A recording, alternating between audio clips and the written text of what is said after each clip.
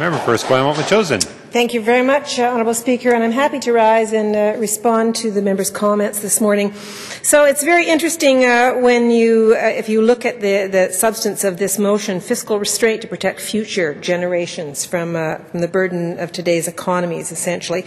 And let's be very clear, Honourable Speaker, that we've had an 8-year legacy here of empty promises to the electorate of British Columbia by a government that is completely out of touch with the reality of what has been going on in this province most recently. That's been very evident in the activities here in the last number of months here in the province of British Columbia, where we had a government that assured us only a few months ago that the economy in British Columbia was perfectly fine. We would weather the storm that certainly other countries and other economies have been unable to weather.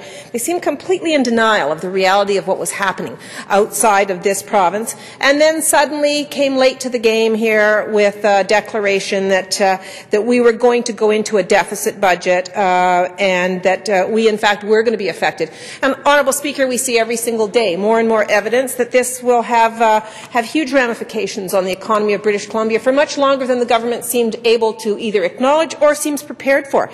And in fact, when we look at the legacy of the last number of years of the neglect that has gone on to rural British Columbians and to the forest industry here in British Columbia, just as one example, then you have to say, how can we protect future generations when we've done such an abysmal job of protecting current generations from what has been happening here under this government? We've had rural British Columbians hurt disproportionately over the last number of years by things like ineffective gas tax, by a government that has not done enough to try and staunch the destruction and job loss in the forest industry. We continue to let raw logs leave this province. We continue to deny a raise in the minimum wage in this province. We continue to allow a proliferation of sell-off of resources here in British Columbia.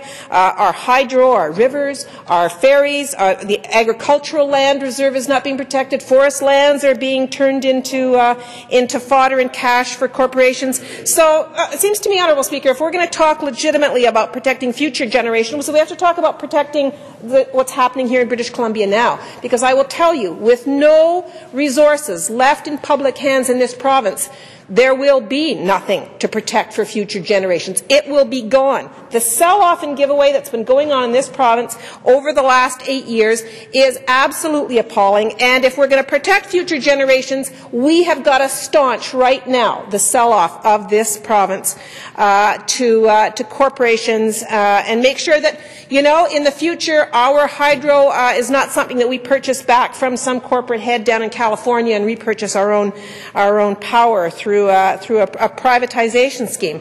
So, Honourable Speaker, if you're going to legitimately talk about protecting future generations, then you've got to talk about investing right now in the things that matter to communities, in the resources that will provide for our future generations. That's things like education. That's things like ensuring that our children are getting the best possible education, not in overcrowded classrooms, that we are not denying students with special needs the kind of supports they need, that we are not making post-secondary education so expensive that you either come away burdened with debt for life or you can't afford to go in the first place. If we really want to protect future generations from the burden of the economy, we make sure that they are the economy of the future, that they are able to compete in a world that is going to be more difficult, that it's going to be, we're going to need more resources in the future for our young people. We want to make sure that they have an opportunity to create the best kind of economy in the future. So we need to be investing in that,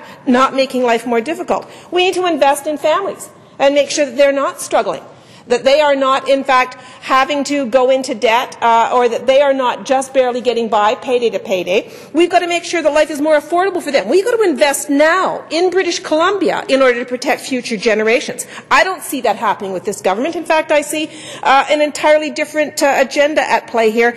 So, Honourable Speaker, if we are going to seriously talk about protecting the future generations, that means investing in education now, investing in skilled skills training now.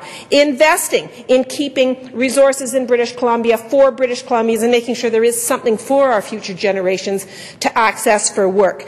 And, Honourable Speaker, if we're going to take the government seriously about this, then I'd like to see those kind of initiatives put in place rather than all this rhetoric we hear about the 90s or anything else.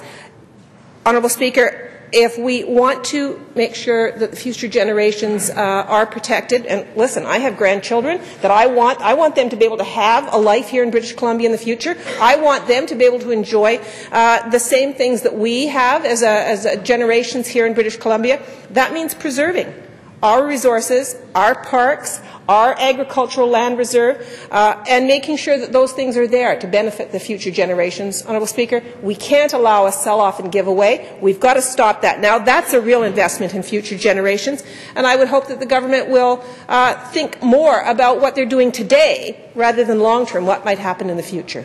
Thank you.